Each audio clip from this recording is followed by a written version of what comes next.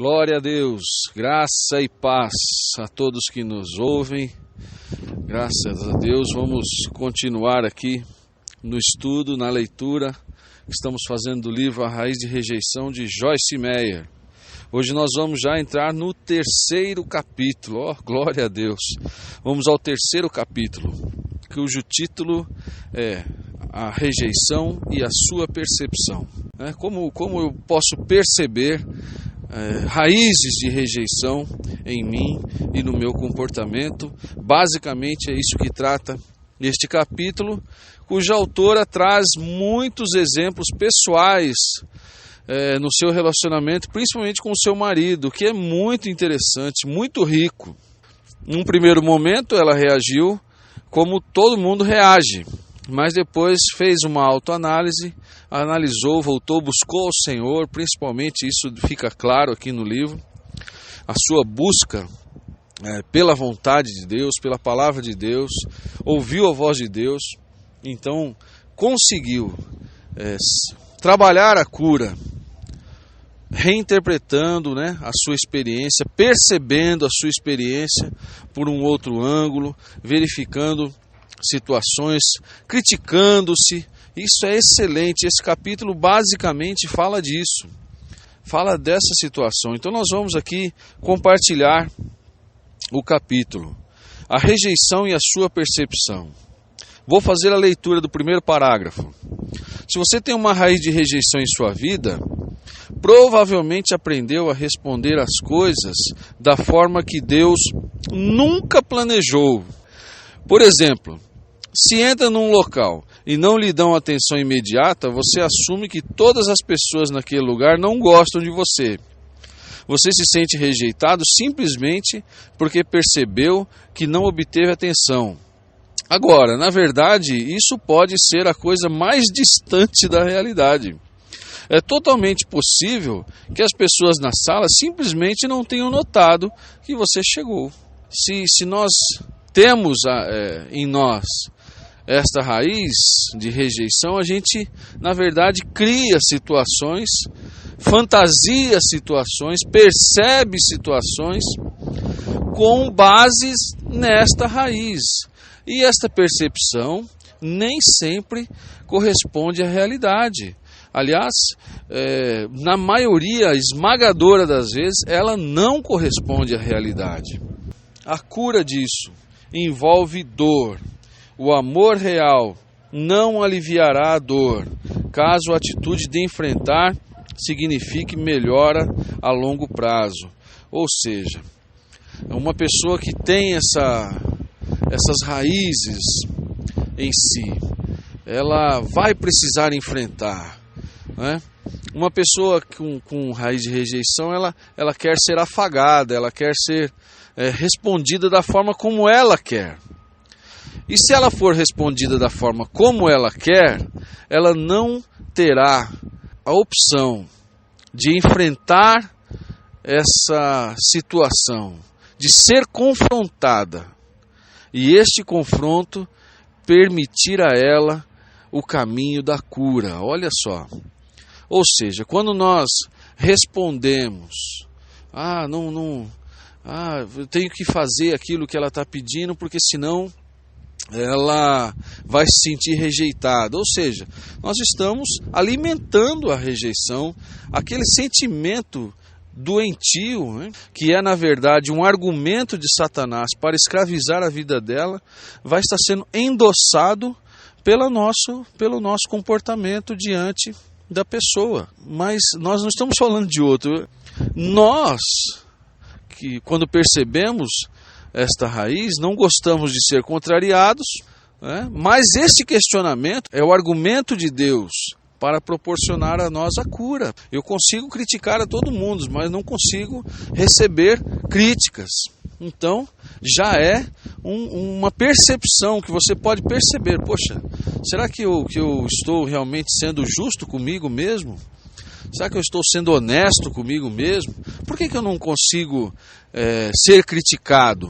Por que eu não suporto que os outros me critiquem? De onde vem isso? Começar a questionar isso é o princípio para a cura, porque esse é uma percepção, um sintoma de uma raiz de rejeição que trazemos dentro de nós. Uma pessoa com raiz de rejeição não se sente bem a respeito de si mesma. Ela está operando com uma deficiência emocional. Não aprendeu que o seu valor é baseado naquilo que ela é em Cristo e não na forma como as outras pessoas reagem a si. Sempre haverá aqueles que não gostam da forma como fazemos as coisas. Sempre haverá. Não deixe que a opinião de ninguém determine o seu valor. Novamente esse aspecto. Se eu não for aceito, eu sou rejeitado. Não, você não é rejeitado. O fato de não concordarem com a opinião não implica em rejeição pessoal, implica só na discordância da opinião que ali está sendo exposta. Experiências pessoais me atingem para que eu possa compartilhar a revelação com os outros. Também é outro ponto. Aprender com as experiências pessoais é o que a Joyce, neste capítulo, nos mostra claramente. As suas experiências pessoais poderiam ser o argumento que ela precisava, não só para obter a sua cura, mas também para ensinar a outros. E isto é maravilhoso, isto é excelente, isto é maturidade emocional e libertação, que é um processo, vale lembrar, é um processo, ele não é imediato, como já falamos no capítulo, já foi falado no capítulo anterior. Diz a autora, quantas vezes sofremos de forma insuportável porque alguém não nos deu o que pensávamos que deveríamos receber? Olha só, a nossa percepção, ela voltada para estas raízes, ela sempre vai nos induzir a pensarmos que estamos sendo descartados. E isto não é verdade. Porque quando estamos enraizados em amargura, em raízes de rejeição, diz a autora que nós interpretamos todas as situações, ou a maioria delas, como situações de desprezo para nós. Se a pessoa que está ao nosso lado não faz aquilo exatamente que nós queremos que se faça, automaticamente a gente se sente rejeitado, desprezado, minorizado. Ora, isso não é verdade. E aí eu me lembro, faço um adendo aqui, eu me lembro de Augusto Cury. Augusto Cury traz nos seus livros o pensamento crítico. Você não pode aceitar simplesmente os seus pensamentos diretos, aquele que vem primeiro à sua mente, como uma verdade absoluta, perfeita. Não. Você tem autoridade para questionar os seus pensamentos e redirecionar a sua interpretação dos fatos, abrindo a visão.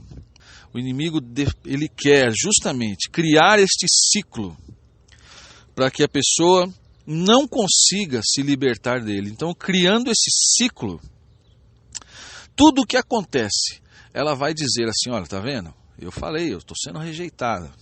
Tá vendo? Isso fica martelando, fica sendo repetitivo.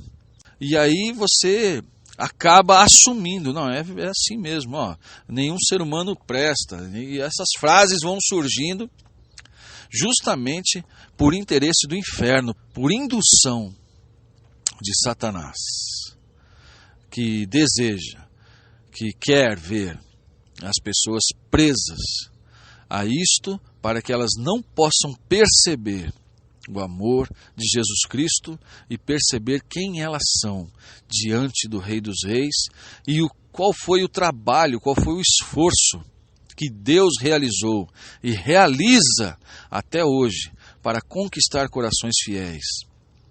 Em nome do Senhor Jesus, tome este fôlego, creia na palavra e descarte as palavras de Satanás. Você é alguém amado, você é alguém que foi criado para o louvor da glória de Deus.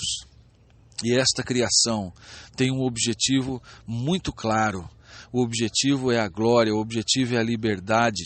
Deus vos chamou para a liberdade do amor, para a liberdade da vida, não para a escravidão da rejeição, a escravidão do menosprezo, para o medo e para a insegurança. Deus nos chamou para a glória, aleluia, e Ele não só nos chamou, mas Ele trabalhou e realizou tudo o que precisava ser realizado, tudo o que precisava ser feito, para que eu e você hoje, em Cristo Jesus, vivêssemos esta realidade. Então, não permita que Satanás a roube, não permita, não tenha medo, em nome do Senhor Jesus. Glória a Deus. Dentre as lições, dentre os exemplos pessoais que a Joyce traz neste capítulo 3, como eu já disse, ó que lindo, eu quero. Olha lá, pousou o casal, lindo demais, obrigado Senhor, obrigado. Dentro de uma das experiências eu quero compartilhar uma muito legal, que é uma lição durante o golfe. Percebe-se aqui no capítulo que Joyce Meyer e o seu marido Dave gostam de jogar golfe. Então ela conta aqui, nessa uma lição durante o golfe, que o marido dela estava com dificuldade naquele dia de dar as tacadas, né? E ela estava ganhando. E ele, claro, ficou chateado por causa disso. Isso é normal a todo homem, né? O homem é competitivo, o homem quer ganhar, enfim, né? E ela sentiu que o marido estava em saia justa, né? Sentiu que ele estava tenso e ele estava errando muito as tacadas. E ela então compadeceu-se dele dentro do seu espírito. Falou, poxa vida, eu estou vendo que meu marido não está bem. A mulher não tem esse espírito competitivo, né? Assim, com o homem, né? Ela não tem, ela tem um espírito maternal. A mulher vai ter mais o espírito de ajuda, de cuidado, né?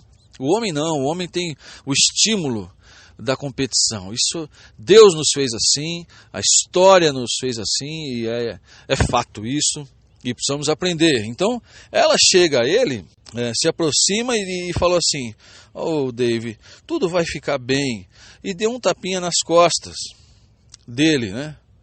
Seu cotovelo ficará bem, tudo vai dar certo. Aí ele disse, não sinta pena de mim, tá tudo bem. Apenas espere e verá quando eu me recuperar disso, jogarei melhor do que nunca.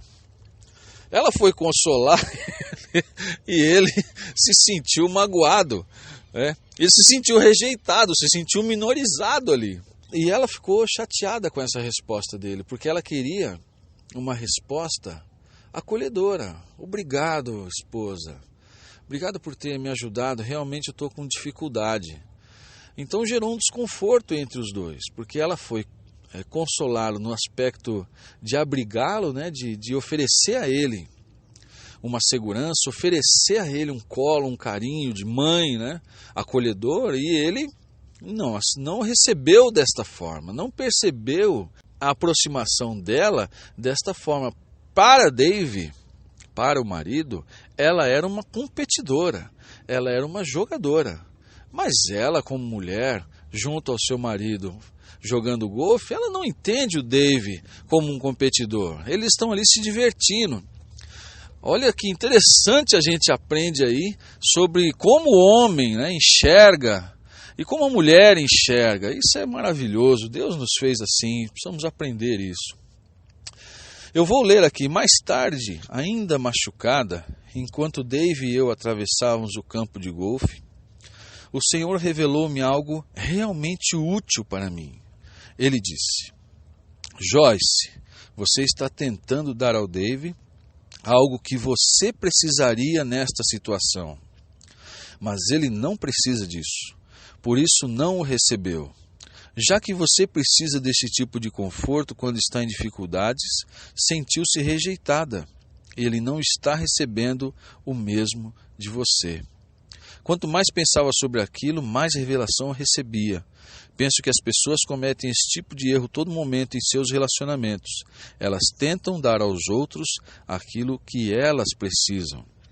Mas seria diferente se alguém oferecer um copo d'água e aí você recusar porque não está com sede. Uma pessoa firmada na rejeição não pode compreender como alguém que ela ama rejeita o seu consolo, porque se alguém pudesse confortá-la, ela ficaria deliciada.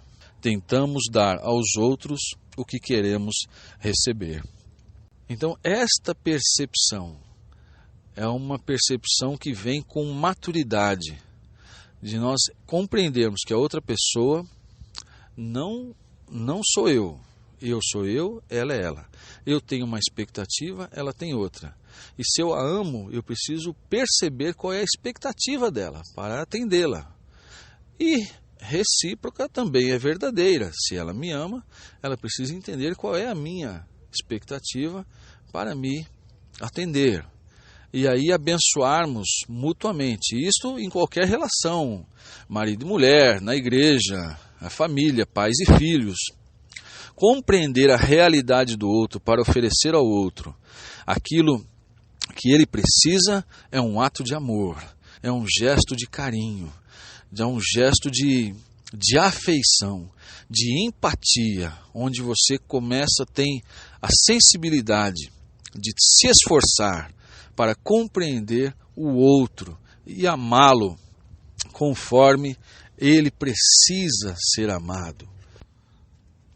Então, só mais uma, deixa eu comentar com você só mais uma experiência aqui muito bacana. No final do capítulo ela fala assim, testando a revelação. O que é testando a revelação? Ela vai pôr à prova aquilo que Deus falou com ela sobre essa questão dos sentimentos do outro. Então, no Dia das Mães, os seus filhos a convidam para jantar e dizem assim, mãe, nós queremos jantar no Dia das Mães, mas só com a senhora. Ela fala, mas como? Seu pai não vai gostar.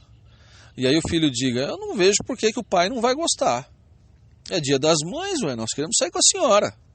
E ela então começa a discutir assim, defendendo o direito, né, entre aspas, defendendo o direito do pai. Mas ela para e fala assim, espera aí, será que eu estou novamente projetando sobre o Dave aquilo que eu gostaria para mim? Será que ele realmente se importa? Será que os meninos não têm razão? E ela fala então, ok. E vai até o Dave e testa, vou fazer um teste. Dave, os meninos querem sair no Dia das Mães para almoçar só comigo, com você não. E ele olha assim e fala, poxa, que ideia criativa, legal, faça isso, saia com eles. Se eu vou jantar com os amigos, vou aproveitar que você vai estar com as crianças, com os meninos, eu vou jantar com os amigos, vou jogar golfe com os amigos. E ela então ficou assim admirada, falou, puxa vida, se eu tivesse agido como antigamente, eu teria gerado uma situação em razão da minha expectativa. Se fosse o contrário, ela disse aqui no livro, se fosse o contrário, pai, nós queremos sair com o senhor. Ela disse aqui, eu diria, ótimo, onde nós iremos? Vocês não vão me levar? O que há de errado comigo? O que vocês têm contra mim? Essa seria a visão que ela naturalmente teria, né? Mas tratada e trabalhada por Deus, ela pôde abrir a sua alma para entender que um convite pessoal, mesmo para uma pessoa próxima, valoriza aquela pessoa e não necessariamente a desvaloriza. Isso exige maturidade, mas é uma realidade que nós devemos trabalhar para vivermos com saúde e alcançarmos grandes metas em nossa vida. Não é possível alcançarmos grandes metas em nossa vida sem esta maturidade emocional de que fala o capítulo 3. Livres da rejeição, em nome do Senhor Jesus. Livres, seja livre. Você não precisa inventar histórias para se manter um coitadinho, uma coitadinha, para que os outros, entre aspas, te amem, para que os outros, entre aspas, cuidem de você, porque o Senhor Jesus já te amou. O Senhor Jesus nunca te rejeitará, Ele sempre estará com você. E isto não para que você se torne alguém orgulhoso, prepotente e autossuficiente, não. É para que você tenha sensibilidade aos outros e possa amá-los e possa receber deles o amor deles e viver em paz, cumprindo o seu chamado, cumprindo aquilo que Deus tem para a sua vida e, como diz a pastora Kátia, alcançar o seu destino profético. Glória a Deus, aqui está o capítulo 3 terminado, já estamos na leitura do 4, aguarde logo logo capítulo 4, onde nós falamos dos muros, a autora vai falar dos muros de proteção que impedem a cura para a rejeição. Aguarde, glória a Deus, Deus te abençoe, até breve, graça e paz.